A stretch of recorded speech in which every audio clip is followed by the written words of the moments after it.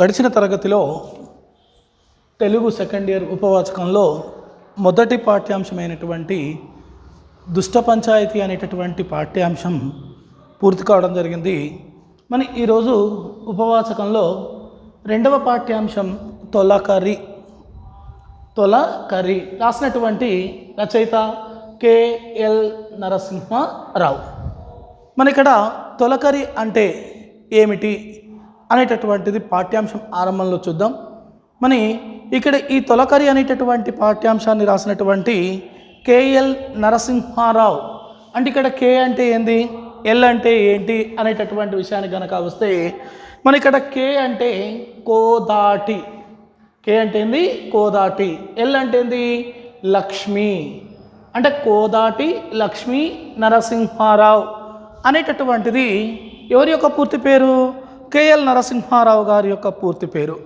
మరి ఆ విధంగా ఉన్నటువంటి కెఎల్ నరసింహారావు గారు 23/10/1924 సంవత్సరంలో నల్లగొండ జిల్లా మునగాల మండలం రేపాల అనేటటువంటి గ్రామంలో ఎవరు జన్మించారు అంటే ఇక్కడ కెఎల్ నరసింహారావు గారు జన్మించడం జరిగింది. ఏ జిల్లా? నల్లగొండ జిల్లా. ఏ మండలం? మునగాల మండలం. ఏ గ్రామం? రేపాల అనేటటువంటి గ్రామంలో ఎవరు జన్మించారు అంటే ఇక్కడ ఎవరు? కెఎల్ నరసింహారావు గారు జన్మించడం అనేటటువంటిది జరిగింది. మరి ఈ విధంగా ఉన్నటువంటి కెఎల్ నరసింహారావు సాంస్కృతిక సేనానిగా నాటకోద్యమానికి ఊపిరి పోసినటువంటి మహానుభావుడు ఇక్కడ ఎవరు అంటే కెఎల్ నరసింహారావు గారు. మరి ఆ విధంగా ఉన్నటువంటి కెఎల్ నరసింహారావు గారు నటుడిగా, ప్రయోక్తగా, జర్నలిస్ట్గా, రచయితగా ప్రసిద్ధి అనేటటువంటిది చెందడం జరిగింది. మరి ఏ విధమైనటువంటి పేరుతో? భవదీయుడు. ఏంటిదట? భవదీయుడు అనేటటువంటి ఏ పేరుతో? భవదీయుడు అనేటటువంటి కలం పేరుతో తెలుగు స్వతంత్ర పత్రికలో వెలువరిచినటువంటి ఏ పత్రికలోనట? తెలుగు స్వతంత్ర పత్రికలో వెలువరిచినటువంటి తెలంగాణ తీరుతెన్నులు. ఏంటి అట? తెలంగాణ తీరు తెన్నులు. ఏంటి అట? తెలంగాణ తీరు తెన్నులు అనేటటువంటి కావ్యాన్ని ఏ సంవత్సరంలో? 1949 1950 1949 to 1950. మన లేఖా సాహిత్యం మన ఈయనకి మంచి పేరు ప్రఖ్యాతలు అనేటటువంటి తీసుకొని రావడం అనేటటువంటి జరిగింది.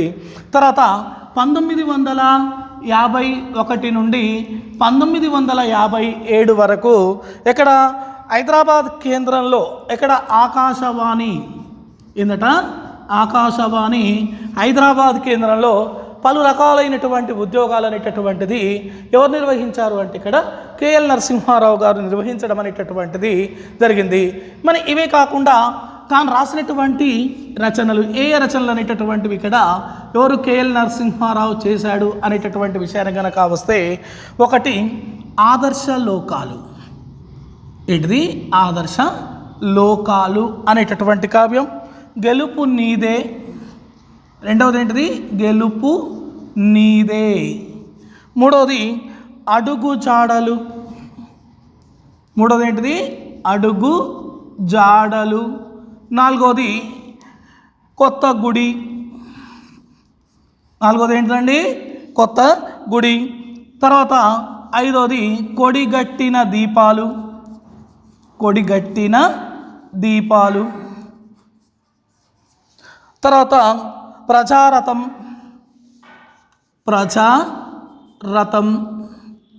తర్వాత ఏడవది దీపాలు. ఏడవది ఏంటిది? దీపాలు.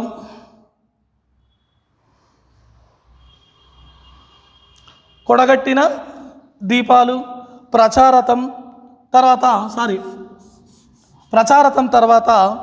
భారతి. తర్వాత ఎనిమిదవది తుపాకీ రాజ్యం. తర్వాత ఏంటిది? తుపాకీ రాజ్యం అనేటటువంటి ఎన్ని నాటకాలు? మొత్తం దాదాపుగా 22 నాటకాలు రాశాడు. అందులో ప్రధానమైనటువంటి నాటకాలు ఈ 8. మరి 22 నాటకాలు ఆదర్శలోకాలు, గెలుపు నీదే, అడుగుజాడలు, కొత్తగుడి, కొడగట్టిన దీపాలు, ప్రచారతం, భారతి, తుపాకీ రాజ్యం అనేటటువంటి 22 నాటకాలు అనేటటువంటి రాశాడు.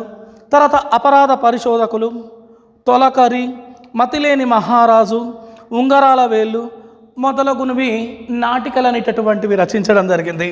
ఇవి అపరాధ పరిశోధకులు 1, తొలకరి 1, మతిలేని మహారాజు, ఉంగరాలు అనేటటువంటి నాటికలు కూడా రచించడం జరిగింది. మన ఇక్కడ ఈ తొలకరి అనేటటువంటిది ఏంటిది? ఇక్కడ మనకిది నాటిక. ఇదేంటిదండి? నాటిక. ఇవన్నీ కూడా నాటకాలు అయినటువంటివి. మన ఈ విధంగా ఉన్నటువంటి ఎవరు? కేఎల్ నరసింహారావు గారు సాహిత్య, సంగీత, నాటక, బాలల అకాడమీలో కూడా సభ్యునిగా పనిచేశాడు. మన గ్రామ వెలుగు గ్రంథాలయాన్ని స్థాపించడం అనేటటువంటి జరిగింది. మన ఈ విధమైనటువంటి విధంగా ఉన్నటువంటి కేఎల్ నరసింహారావు గారు 22/3/2004 సంవత్సరంలో 2003 సంవత్సరంలో ఎవరు మరణించారు అంటే ఇక్కడ కేఎల్ నరసింహారావు గారు మరణించడం జరిగింది. 22/3/2003 సంవత్సరంలో ఎవరు మరణించారు? కేఎల్ నరసింహారావు గారు మరణించడం జరిగింది. మన ప్రస్తుత పాఠ్యాంశమైనటువంటి ఈ తొలకరి అనేటటువంటిది కేఎల్ నరసింహారావు గారు రచించిన తొలకరి అనేటటువంటి నాటిక నుండి తీసుకొనబడింది. ఇది ఏ ప్రక్రియ అండి? సాహిత్య ప్రక్రియల్లో ఇది నాటిక ప్రక్రియ. ఇది ఒక నాటికగా తెలియచేయవచ్చు. అందుకే ఈ ఉపవాచకానికి ఏమని పేరు పెట్టారు అంటే నాటక స్రవంతి అనేటటువంటి పేరు కూడా మనం జరిగిన తరగతిలో తెలుసుకోవడం అనేటటువంటిది జరిగింది. మరి ఈ పాఠ్యాంశం యొక్క ప్రధానమైనటువంటి ఉద్దేశం ఏంది? మనం చూడండి, ఇక్కడ తొలకరి అనగానే ఎవరు? రైతులు చేసుకునేటటువంటి మొట్టమొదటి పండగ. అంటే పశువులను కడగడం, తర్వాత నాగళ్ళను పశువులకి అలంకరణ అనేటటువంటిది చేయడం, తర్వాత వచ్చేసి నాగళ్ళను కడగడం, దానికి పసుపు కుంకుమ అనేటటువంటిది పూసి అరకలు అనేటటువంటివి దున్నడం, ఎడ్ల పోటీ అనేటటువంటిది నిర్వహించడం. అంటే ఒక మాటలో చెప్పాలి అంటే రైతులైనటువంటి వారు మొట్టమొదటిగా చేసుకునేటటువంటి పండగ ఏది అంటే తొలకరి అనేటటువంటి పండగ అనేటటువంటి విషయాన్ని ఇది కూడా మనకి తెలియచేస్తూ ఉంటుంది.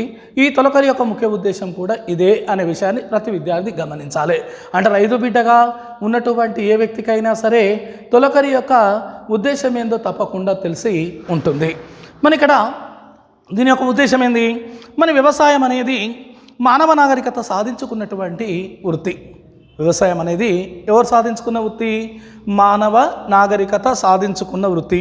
మన వ్యవసాయం అంటే రైతుకు భూమి మీద, పంట మీద ప్రేమ, పశువుల పట్ల కరుణ, దయ, మన సేద్యం చేయడం పట్ల చిత్తశుద్ధి అనేటటువంటిది, అంకిత భావం అనేటటువంటిది ఉన్నప్పుడే వ్యవసాయం యొక్క మనుగడ అనేటటువంటిది సాధ్యమవుతూ ఉంటుంది.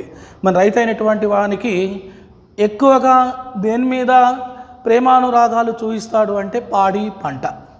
దేని మీద? పాడి పంట. మన ఈ రెండింటి మీద అంకిత భావం అనేటటువంటిది కలిగి ఉన్నప్పుడే ఎవరు? వ్యవసాయం అనేటటువంటిది మనకు వ్యవసాయ కొనసాగడం అనేటటువంటిది సాధ్యమవుతూ ఉంటుంది. మరి దేన్ని వెనక వేసినా కానీ వ్యవసాయాన్ని కొనసాగించగలుగుతాడంటే కొనసాగించలేడు. మరి భూమి మీద మమకారం అనేటటువంటిది ఉండాలి, పాడి మీద కూడా మమకారం అనేటటువంటిది ఉండాలి. మనం గడిచిన కొన్ని క్లాసులకు ముందు అన్నదాత అనేటటువంటి పాఠ్యాంశం అనేటటువంటిది చెప్పుకున్నప్పుడు రైతు యొక్క విధానం ఏ విధమైనటువంటిది అనేటటువంటి విషయాన్ని కూడా మనం అక్కడ గమనించడం అనేటటువంటిది జరిగింది. మన రైతు అయినటువంటి వాడు భూమిలోకి అడుగు పెట్టాడు అంటే అది ఏ విధమైనటువంటి భూమి అయినా సరే బంగారం లాంటి పంటలు అనేటటువంటివి అందిస్తాయి అనేటటువంటి విషయాన్ని గ్రహించావు. మన అదే భూమిని రైతు అయినటువంటి వాడు అశ్రద్ధ చేశాడనుకో, పంట అనేటటువంటిది వస్తుందా అంటే పంట అనేటటువంటిది రాదు. మరి దాని మీద కరుణ అనేటటువంటిది, దయ అనేటటువంటిది, ప్రేమానురాగాలు అనేటటువంటివి పశువుల మీద, భూమి మీద చూపినప్పుడే వ్యవసాయం యొక్క మనుగడ అనేటటువంటిది సాధ్యమవుతుంది అనేటటువంటి విషయాన్ని ఇక్కడ మనం గమనించవచ్చు. మరి వ్యవసాయాన్ని ప్రేమించేటటువంటి పాతతరం రైతుకి, మన పాతతరం రైతు దేన్ని ప్రేమిస్తాడు అంటే వ్యవసాయాన్ని ప్రేమిస్తాడు. మన వ్యవసాయం అంటే గౌరవం లేక బస్తీ విలాసాల పట్ల మొగ్గు చూపే అతడి కొడుక్కి అంటే దాదాపు 2 తరాల మధ్య సంఘర్షణను చిత్రించే వ్యవసాయమే మహోన్నతమైనదని, గొప్పదని చెప్పేది ఈ నాటిక. అంటే తండ్రికి ఉండేటటువంటి ప్రేమానురాగాలనేటటువంటివి తన కుమారునికి పాడి పంట మీద ఉంటుందా అంటే ఉండదు. ఉండేటటువంటి అవకాశం కూడా లేదు. ఎందుకంటే పట్టణ జీవితాన్ని కొనసాగిస్తూ విలాసాల పట్ల ఎక్కువగా ఏం చూపిస్తూ ఉంటాడు అంటే ప్రేమానురాగాలనేటటువంటి చూస్తాడు. ఎందుకంటే అక్కడ ఉండేటటువంటి విధానానికి ఇక్కడ ఉండేటటువంటి విధానానికి నక్కకు నాగలోకానికి ఉండేటటువంటి తేడా అనేటటువంటిది కనబడుతూ ఉంటుంది. కాబట్టి అంటే ఈ రెండు తరాల మధ్య సంఘర్షణను చిత్రించే వ్యవసాయమే మహోన్నతమైనది. ఎవరి యొక్క పాత తరందా మహోన్నతమైంది, లేకపోతే ఇతనిదా అంటే పాత తరపు వ్యవసాయం అనేటటువంటిది మహోన్నతమైనటువంటిది. కాకపోతే నేటి కాలంలో సాంకేతిక పరిజ్ఞానం అనేటటువంటిది అభివృద్ధి చెంది వ్యవసాయం చేసేటటువంటి విధానంలో మార్పు అనేటటువంటిది రావడం అనేటటువంటిది జరిగింది. అంటే ఇక్కడ తండ్రి కొడుకుల మధ్య ఉండేటటువంటి విధానాన్ని ఏ పాఠ్యాంశం తెలియచేస్తూ ఉంటుంది అంటే ఈ తొలకరి అనేటటువంటి పాఠ్యాంశం అనేటటువంటిది మనకి తెలియచేస్తూ ఉంటుంది అనే విషయాన్ని ప్రతి విద్యార్థి గ్రహించాల్సిన అవసరం అనేటటువంటిది ఉంటుంది. మనకు దీంట్లో కనబడేటటువంటి ప్రధానమైనటువంటి పాత్రలు, ఇందులో కనబడేటటువంటి ప్రధానమైనటువంటి పాత్రల్లో మనకి ఏ పాత్రలు అనేటటువంటివి ఇందులో మనకి ప్రధానంగా కనబడేటటువంటిది అంటే ఒకటి రామయ్య పాత్ర. ఎవరండి? రామయ్య యొక్క పాత్ర అనేటటువంటిది ఇక్కడ మనకి ప్రధానంగా కనబడేటటువంటి పాత్ర అండి. ఏ పాత్ర? రామయ్య.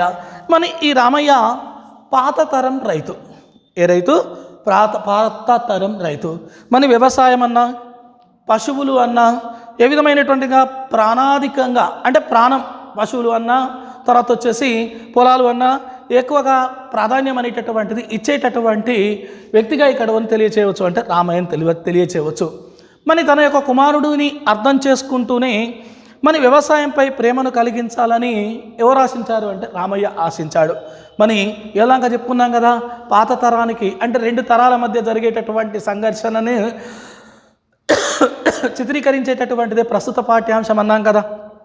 చూడండి, ఏ విధంగానైనా సరే తనను కూడా ఈ వైపుకు లాగాలి అనేటటువంటి ఆలోచన ఆశించాడు. ఏరువాక పండుగను తప్పనిసరిగా జరపాలి అని నిశ్చయించాడు. పండగ నాడు పశువుల్ని కొడుతున్న తన యొక్క కుమారుణ్ణి మందలించడం, దూరమయ్యేటటువంటి సమయంలో కొడుకుతో ప్రేమతో మాట్లాడి ఆప్యాయతకు ఉండేటటువంటి విలువలను తెలియచేయడం, పిల్లల సుఖం కోసం ఎక్కడైనా బ్రతకాలని సర్దుకునేటటువంటి మనస్తత్వం కలిగినటువంటి వ్యక్తిగా ఇక్కడ ఎవరిని తెలియచేయవచ్చు అంటే రామయ్యని తెలియచేయవచ్చు. రెండో వ్యక్తి ఎవరు ఇక్కడ? చంద్రం. ఈ చంద్రం ఎవరు అంటే రామయ్య యొక్క కుమారుడు అయినటువంటి వ్యక్తి. రామయ్య కుమారుడైనటువంటి రామయ్య పార్వతమ్మల ఏకైక పుత్రుడు, ఒకే ఒక కుమారుడు. అంటే ఇక్కడ రామయ్య యొక్క భార్య ఎవరు అంటే పార్వతమ్మ. రామయ్య యొక్క భార్య ఎవరు? పార్వతమ్మ. వీళ్ళ యొక్క కుమారుడు ఎవరు అంటే చంద్రం. చదువుకున్నటువంటి వాడు, వ్యవసాయంపై ఎక్కువగా గౌరవం అనేటటువంటిది లేనటువంటి వ్యక్తి. ఎంతసేపటికి పట్టణానికి వెళ్ళడం, క్రికెట్ చూడాలి అనేటటువంటి ఆసక్తి ఎక్కువగా కలిగినటువంటి వ్యక్తి. తండ్రిపై తనను ఆంక్షలతో నిర్బంధించవద్దు అని చెప్పేటటువంటి వాడు. తండ్రి దగ్గర అంటే 1 సంవత్సర కాలం వ్యవసాయం చేసేటటువంటి అవకాశం ఇవ్వు అని ఎవరిని? తండ్రి దగ్గర తీసుకోవడం. అంతేకాకుండా పట్టణానికి వెళ్ళడం, ఏరువాక పున్నం రోజే గ్రామంలోకి ఇంటికి వస్తాడు. తిరిగి వెంటనే వెళ్ళాలి అని బండి ఎడ్లను తనతో తీసుకొని వెళ్తానంటాడు. ఏరువాకలో పొలంలో ఎడ్లు అవసరమని అన్న తండ్రితో తగాదాకు తిరగడం, చివరికి తండ్రిని అర్థం చేసుకొని ఏరువాక పండుగ అనేటటువంటిది జరిపించమని తెలియచేయడం అనేటటువంటిది వచ్చేస్తారు. అంటే ఇక్కడ చంద్రం చేయడం అనేటటువంటిది జరుగుతూ ఉంటుంది. తర్వాత మూడవ పాత్ర ఏంటిది అంటే పార్వతమ్మ. ఈ పార్వతమ్మ ఎవరు? రామయ్య యొక్క భార్య, చంద్రం యొక్క తల్లి. పూర్వకాలపు ఇల్లాలు అంటే పూర్వపు విధానాలు కలిగినటువంటి వ్యక్తురాలు.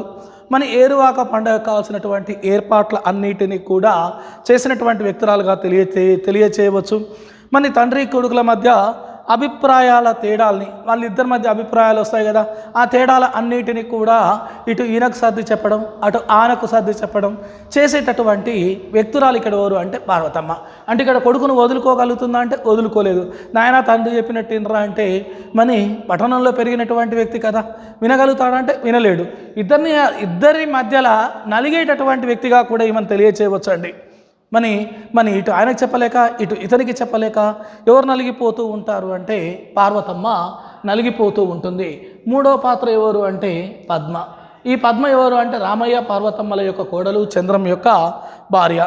మరి పెద్దలంటే చాలా గౌరవం కలిగినటువంటిది.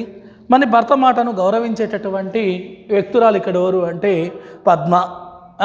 ఎవరి మాటల్ని, మామ అత్త మాటల్ని గౌరవిస్తూ ఉంటుంది. భర్త యొక్క మాటల్ని కూడా గౌరవించేటటువంటి ఇల్లాలు ఇక్కడ ఎవరు అంటే పద్మ అని తెలియచేయవచ్చు. తర్వాత ఇంకొక పాత్ర కనబడుతుంది. ఇది 5వ పాత్ర. ఎవరు అంటే వీరయ్య యొక్క పాత్ర. ఈ వీరయ్య ఎవరు అంటే రామయ్య ఇంట్లో పాలేరు పని చేసేటటువంటి వ్యక్తి. చంద్రం వ్యవసాయం చేయడం మొదలు పెట్టగానే ఎవరిని పనిలో నుంచి తీసివేస్తాడు అంటే వీరయ్యను పనిలో నుంచి తొలగిస్తాడు. కానీ వీరయ్య మళ్ళా తిరిగి ఎవరి దగ్గరికి, రామయ్య దగ్గరికి వచ్చి పని చేయడానికి ఎవరు ఇష్టపడతారు అంటే ఇక్కడ రామయ్య ఇష్టపడడం అనేటటువంటిది జరుగుతూ ఉంటుంది. ఇవి మనకి ఇందులో కనబడేటటువంటి ప్రధానమైన పాత్రలు. రామయ్య, చంద్రం, పార్వతమ్మ, పద్మ, వీరయ్య అనేటటువంటి ఈ 5 పాత్రలతో ఏ నాటిక, ఈ తొలకరి అనేటటువంటి నాటిక అనేటటువంటిది కొనసాగుతూ ఉంటుంది. Thank you.